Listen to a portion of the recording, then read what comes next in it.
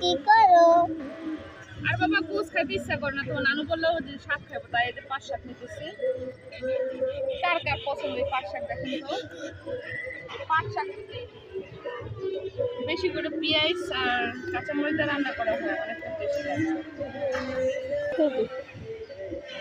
এটা আমার একটা পছন্দের খাবার। মা বলতেছে যে পাট শাক খাবে, আমার লেগে পাট শাক নিয়ে তাই আসলাম।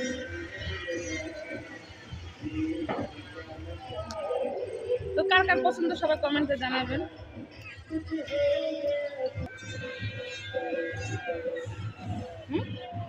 এই যে ক্ষেতের তাজা শাক হাত দিয়ে তুললে খাওয়াটাই আর টেস্টি আলাদা, তাই না? সেই শাক ক্ষেত থেকে নিতে হবে।